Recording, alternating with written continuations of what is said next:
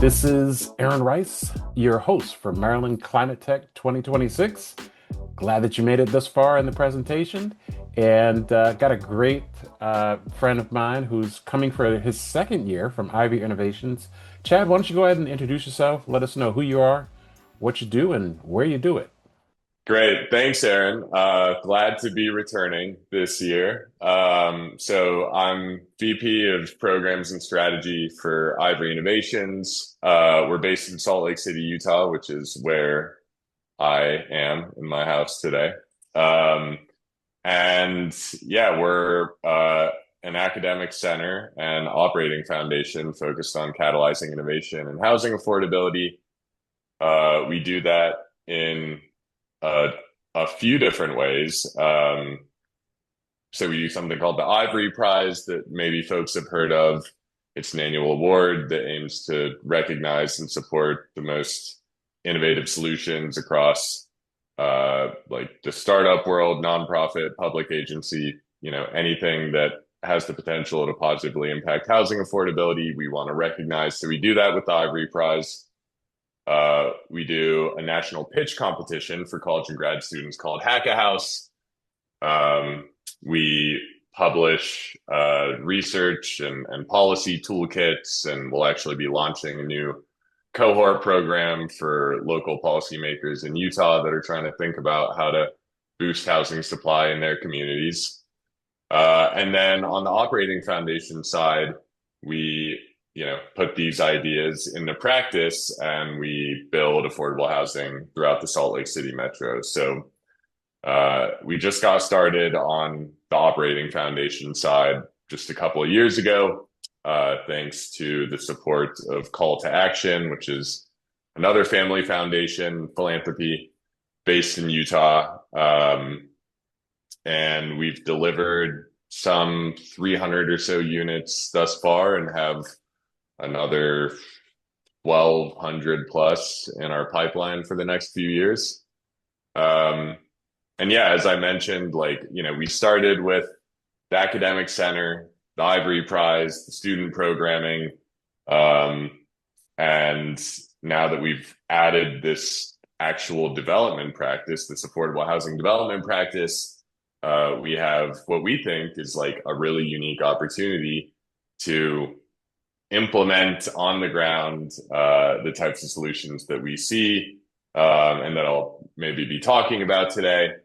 And so we started a new program called Fieldworks just this past year, which is sort of like our evaluation and application, I don't know, tank. It's basically like we're trying to figure out, even as a foundation that is highly incentivized to leverage construction solutions. It's not easy. Like we know firsthand, it's not easy to bring everyone on board and to understand the system. There's a lot of challenges, and so this is kind of our attempt at bringing it all together, getting a real process in place, and then eventually, starting probably in 2027, we'll be publishing case studies on okay, we did a modular project. Mhm. Here's what worked and here's what didn't. And, we offered renter equity, like home ownership savings program to the residents of one of our affordable projects. Mhm. Mhm. Here's what worked and here's what didn't. So that sort Mhm. of thing. Mhm. So Mhm. that's a lot, Aaron. I hope that probably No, no, gives you a it's, lot to go from. But yeah, that's who Ivory Innovations is. no, that's great. I think last time we spoke, you were in Boston last year, so I Yeah. was naturally assuming you're in Boston this year, but you're in Utah now. Okay. Hmm. Let's take people a few steps back because maybe not everyone here on the East Coast has heard of Ivory Innovations and kind of what Clark Ivory has created. Because he's if, correct me if I'm wrong, but he's a home builder by trade, but then he's also connected with a business school is it University of Utah? Yeah. And then he comes up with Ivory Innovations, and you have an Ivory Prize, like you said. Like, how does a builder kind of make that transition? And I'm impressed with kind of what he's doing, and he's set a model for the industry, which is historically been the least digitized, declining in productivity, has a strong resistance to change. But I'm a little bit curious as to kind of what was the why to even doing this. Yeah. So Clark was on the board uh, for the Utah branch of the San Francisco Federal Reserve. Um, and Now that makes he perfect sense. actually he wrote, I mean, and Clark is, I will say, as someone that works for Clark, maybe I'm biased, but he is Yeah, that's fair. Yeah. a towering figure in the Utah business ecosystem, and increasingly nationally, because we at least like to think that the things that we're doing at Ivory Innovations, but across the Ivory family of businesses uh, are strong examples that other folks in other places can build off of. So yeah, Clark was, with that position and some other positions that he held, on various boards, he was thinking a lot about the state of the economy and the state of the housing industry. And this is pre GFC, pre financial crisis. Mhm. Um, and Clark, and this sounds far fetched, but there's an article that he wrote that supports this. Clark sort of predicted that, like, hey, the way that we're building and selling and financing homes is not sustainable. Like, I'm seeing this firsthand. Clark was seeing this firsthand in his work at Ivory Homes, which is the largest home builder in Utah. Um, and made some changes to that business, to the Ivory Homes business, ahead of the financial crisis that basically allowed it um, to sustain and to some extent thrive throughout the crisis. And so coming out of that, um, I think I know Clark was really incentivized, Mhm. to find a more sustainable way to be in the housing business. And then at the same time, Abby Ivory, Clark's daughter, who's the Mhm. president of Mhm. Ivory Innovations, Mhm. was working in impact investing, Mhm. and had worked on some housing related ventures. Um, and so, yeah, the idea worlds collided, and Ivory Innovations was born. Um, and so, yeah, I mean, the fact that we are sort of like the R&D slash philanthropic offshoot of Ivory Homes puts us in, again, like a really unique position. I think there are Right. certainly folks who are thinking from like a research standpoint, Mhm. Mhm. or a venture standpoint Mhm. about solutions that advance housing affordability. But at least in our experience, we're one of the only ones that is fortunate enough that we can actually, that we can build, that we do build. Yeah, Um, I mean, in our industry, whether it's real estate, construction, unfortunately, our industry has a hard time spelling R&D. But and it's very rare to see a builder that not only has an R&D department, but has built a platform for research and development, on behalf of the industry, which I think is amazing. And some people might be watching this like, okay, this is called Maryland Climate Tech. Why do you have someone from Utah talking about Maryland climate tech? Well, there is a reason why. It's because, you know, um, one of the things that the Ivory Prize does is they recognize organizations throughout the country that are doing great work. And there's been, I believe, more than one a Maryland firm. I know there was one recently in Montgomery County who won the Ivory Prize, and I'll have you talk a little bit about that. And then you also do a lot of work with HBCUs. Shout out to Howard University as well. So you do have a wide reach. And so talk a little bit about, maybe Ivy Prize, what that's about, and your work with I forget the organization in Montgomery County, but talk a little bit about that and your work with HBCUs as well. yeah, so um, I'll start with the Ivory Prize. Uh, yeah, it's an annual award. It's designed to be recognition. So there is non-dilutive, like unrestricted grant funding that goes along with that. We award $300,000 a year.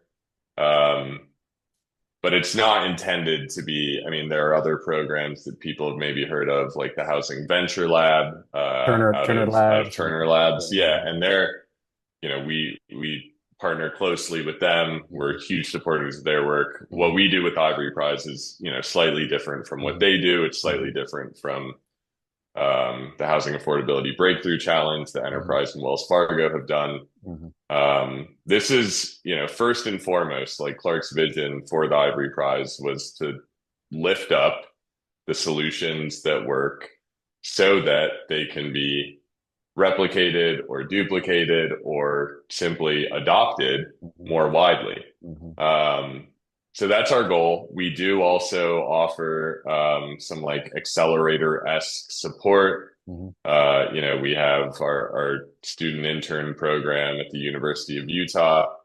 And then we also have a fellow program through the Joint Center for Housing Studies at Harvard. And so mhm, we'll sponsor like summer interns to go work with the winners of and finalists for the Ivory Prize. We'll do like some pro bono consulting on anything from like market expansion mhm, to just like capacity building, like operational support. mhm. Um, but yeah, the core mission is find things that work and then make sure people know about them. So that's what the Ivory Prize is about. Yeah, we've had a number of winners or a number of finalists, certainly, from, Maryland and the broader Mhm. DMV area. Mhm.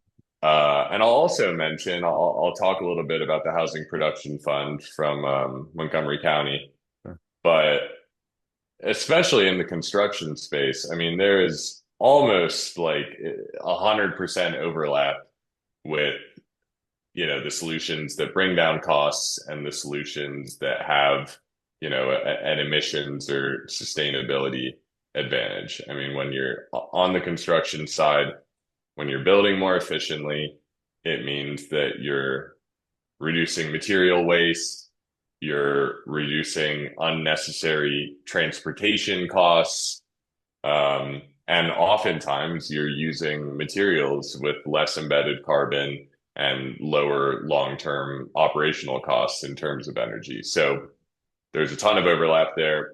The Housing Production Fund, though, which was, maybe our only winner from Maryland proper. I would have to look back. We've got like what, almost 30 winners now. And But I think they're in Silver Spring, Maryland, if I'm not mistaken. yeah, yeah. Yeah. So Mhm. Housing Opportunities Commission in Montgomery County, HOC, um, they're like a kind of a mix HFA, uh, housing authority. Mhm. Mhm. And they have this thing called the Housing Production Fund, which has now been, I mean, it's gotten a ton of publicity, which we like to think we have a part in. And it's been replicated in a number of municipalities. One of our current Ivory Prize finalists, Atlanta, is now doing a similar program. But basically, what it does is provides revolving low cost financing Mhm. for the development of affordable multifamily projects. Mhm. Um, and it's basically, the idea is it's like gap financing that replaces, a private equity Right. group or other institutional investor, which, Mhm. Mhm. as you can imagine, is not capital that is always well aligned with Right. the mission of an Right. affordable housing development. Mhm. Mhm. Um, and so they've created this, yeah, this great, like it's social housing, so it's Mhm. mixed market rate and affordable. The projects are designed really thoughtfully so that that structure actually works. And because there is, a sizable share of market rate mixed into these projects, there is the capacity for this funding to recycle and to be used on future projects. So the Housing Production Fund started with $100 million, which I think was raised as bonds. Um, and yeah, it's a really great model. Well, leave it to Silver Spring, Maryland, Montgomery County to be so innovative. I mean, created their own, building energy performance standard in 2010 years ago, 2016. We of course in Maryland have the most aggressive climate law in the country. We actually have, four or five different things that we're working with, and maybe this will be something that maybe we'll reach out to at another time to work through. But we've got the most aggressive climate law in the country. All of our buildings, 35,000 square feet or more, including multifamily, co-op, and condos, need to be net zero by 2040. Hmm. It's very rare to bump into a building owner or tenant that even know that this law exists. That's one. Two, Baltimore City has the highest rate of asthma-related fatalities in the nation, with Wow. African American women four times more likely to die from asthma than white men. African American children six times more likely to die from asthma than white children. We've got the most historic architecture, more historic architecture than New York and DC combined here in Baltimore City, more than any other city in the country. Um, we've radon. We've got a big radon problem in our market. One in four homes here in Maryland have radon at above 4 picocuries, which is the EPA action limit, which for those that don't know equates to smoking 8 cigarettes a day. I come to this space from discovering radon in my home and just kind of geeking out on solutions. And then out on the Eastern Shore, we've got sea level rise and land erosion. And we're expected to lose by the year 2100 close to 68,000 homes worth about $20 billion. So what forest fires are to the West Coast, sea level rise, and water intrusion and land subsidence is to Maryland. Um, how do you think, with all that I just said and not giving you much time to really think about it, how can industrialized construction be a solution to some of these issues? I mean, Or am I looking at it the wrong I way? no, I think there are a lot. I mean, I think as a general rule, like uh the reason that Ivory Innovations exists is because, as you mentioned, like the construction industry, the home building industry has been extremely slow to adopt virtually anything new. I mean, it's like what the last big innovation in home building was when we switched to drywall from plaster, This which is was this is the point in the presentation where I'll pull up the 1890s black and white stick-built yeah, no. construction and put it up to the 2016 or 2026 to show it has not changed at all. Yeah, and I mean it's remarkable, especially now. I mean like, I often talk about this chart from the Bureau of Labor Statistics, which shows like uh residential construction productivity Yeah. since I mean, literally all the way back, they started tracking this in the 80s, and there is no exaggeration. There's no gain. There's no gain in productivity. Meanwhile, uh, we've got chatbots that are making me like 3 times as productive as I was 2 years ago. And we've got, huge advances in automation and manufacturing and robotics. And, it's the fourth industrial revolution. And yet, the way that we build homes is like almost exactly the same as it was 50 plus years ago. So all that to say, um, we routinely see even just like one-to-one, like drop-in replacements for materials that, have lower carbon emissions, lower VOCs, that contribute to better in-home air quality. Um, and they like I always say in the housing industry, at least there's no shortage of phenomenal ideas. Like the ideas are out there. It's just the adoption that is The ideas painfully and the slow. technology we have, right? That's not the Yeah, problem. It's just the yeah. execution part of it. Yeah. Yeah. It's the execution.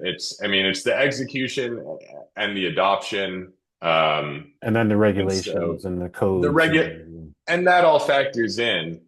Um, and we try to. approach this problem from both sides. You know, Hmm. Hmm. we award and work with public agencies as well as startups as well as nonprofits, as I Hmm. mentioned. Hmm. But yeah, I mean, like I'm no expert. I'm still positive though that like the solutions to all those problems that you talked about that Baltimore faces, Hmm. like they exist. Yeah. They certainly exist. Hmm. Um, so it's just a question of getting them deployed, and that's hard, but like, you know, we're already 50% there, you Right. could say. Right. No, you're right. You're right. And I'd be remiss if I didn't circle back to the hackathon, and I think Howard University was involved with that. Any other HBCUs that have plugged in, and maybe unpack the hackathon and kind of what that's about as well. Yeah, so Hack a House and Or hackathon, hack I a house, excuse me. Sorry. hack out no, no, it's a hackathon. Okay. It's yeah, it's a hackathon, it's a pitch competition, you know, it's whatever you want to, it's a 24-hour competition. It's virtual because that allows us to reach universities across the country. It's for college and grad students. They team up.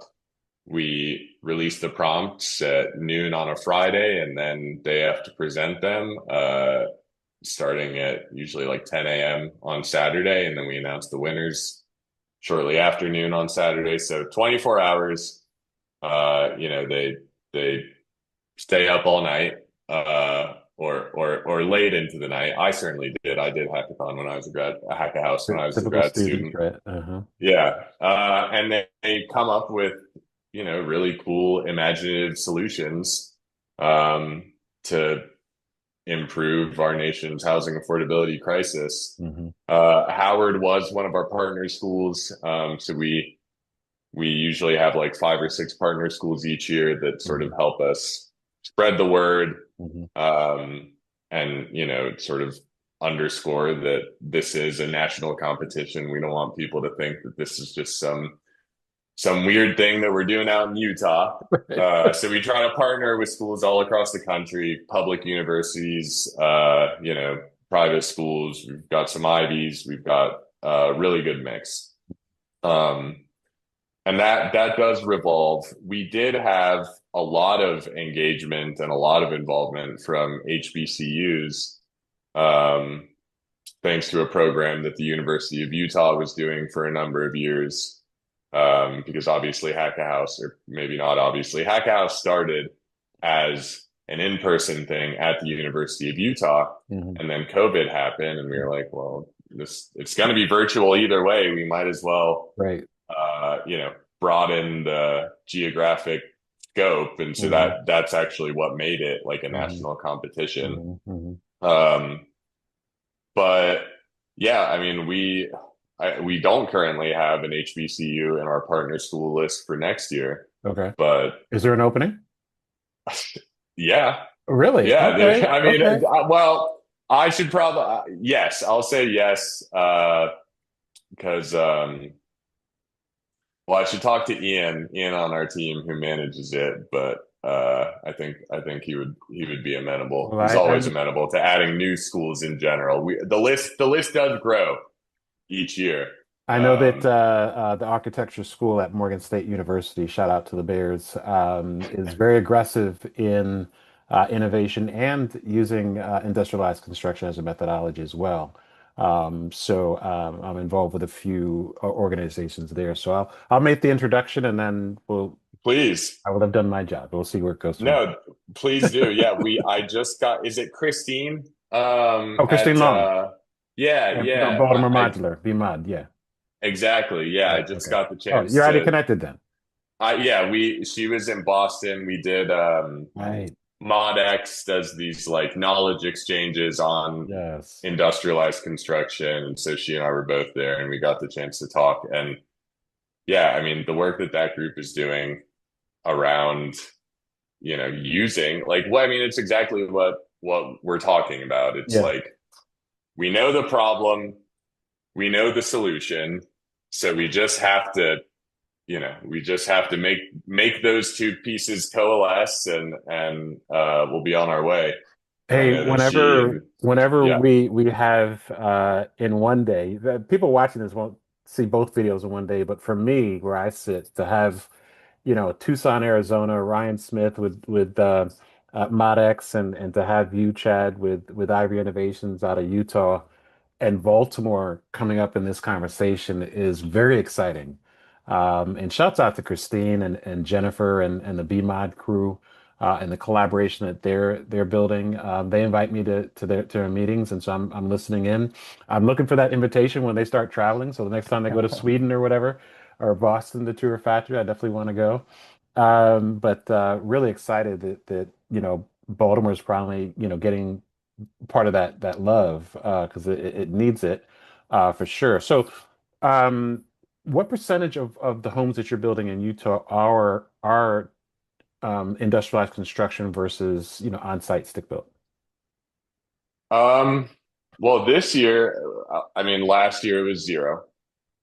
We've only had this development practice off the ground for just barely 2 years. Yeah. So Okay. we got our feet under us Hmm. just doing what Hmm. we know how to do, which Hmm. is site built. And then this year, and I guess this can be a sneak preview, we'll be announcing in the next couple of months what will be Utah's biggest multifamily modular project. Um, it'll be in Draper, which is a suburb of Salt Lake City, like I don't know, 20 or 30 minutes south. Um, and so yeah, we'll be kicking that project off this year. You heard it here first, Three, folks.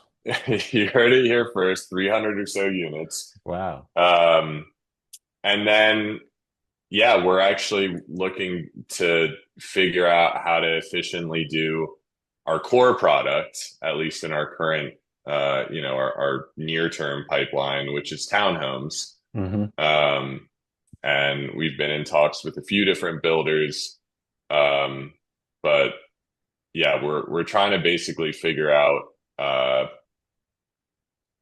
what the best system is to be able to deploy like a lot because we're building a lot of affordable townhomes. Yeah. And Yeah. so as we think about using modular specifically, I mean there are other forms of industrialized construction. That's the one that we've settled on.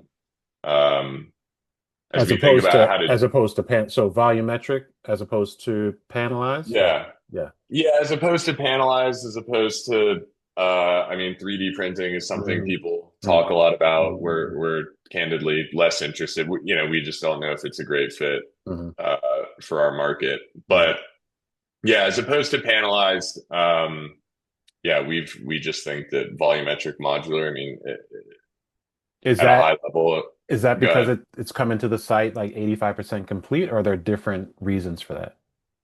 Um, well, I mean, for one, we we think that, well, yeah, there is just the amount of trades that a construction solution touches Hmm. dictates the amount of cost savings that can be realized from using it. Um, so the more built the product is coming out of the factory, the less there is to do on site. So yeah, I mean, volumetric modular, you get a more complete product than panelized, but it's also um, it would probably be a little bit tougher of a fit. And to be clear, like I don't actually work for Ivory Homes, but uh, because what we're doing at Ivory Innovations is, um, we're really specializing in the townhome product type. Hmm. And so the benefit, one of the core benefits of using modular is the potential for economies of scale from replication. Not that we're doing the exact same product across every project, but there are similarities, and so there's I a lot mean, of that that leverage there. that is a perfect solution for, our urban infill challenge here. We talked about the amount of historic architecture that we have. We also have, depending on who you ask, anywhere from 13 to 15,000 vacant and abandoned homes here in Baltimore City, and another 20 to 25 vacant and abandoned lots. So there's a huge urban infill opportunity, and the modules that can just be stacked. I mean, that's your townhouse. And so, and our power lines are generally in the alleys, so we don't have power lines to have to, lift a crane over, which makes Right. it a little bit easier, a lot easier to be able to actually probably make happen. So I'm excited about that. So, hey, man, this has been great. I thank you again for coming back for your second year and supporting our efforts here. Is there anything that we didn't talk about? Anything that you want to announce for the first time here? I can make sure everybody signs a NDA for legal purposes. But any other announcements you want to make? Oh no. Well, I appreciate the offer on an NDA. We try to be pretty open. We try to be pretty open about what we're It's doing, all and about replication, right? it's all about replication and shining a light on what works. And so hopefully we're helping to do that. But no, I mean, yeah, I think yeah, the things that I hear about that are happening in Baltimore are really exciting. What you're doing, Aaron, what the BMod group is doing. Folks sometimes places like Salt Lake City and Baltimore get overlooked in conversations that center more heavily on, New York City and San Francisco and Right, Boston. right. Um, but our markets are probably more reflective of what the majority of American cities, the challenges that the majority of American cities are facing.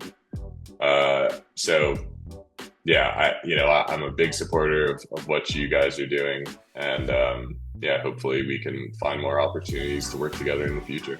Cool. Well, BMod, Baltimore Modular is definitely going to be represented at Maryland Climate Tech. So excited to have a conversation with Christina. We've already spoken to Jennifer Dewey's and some other members of their team. So excited about that. Chad, thank you so much, man. This has been great, and keep up the great work. Thank you. All right, man. Have a great weekend. You too.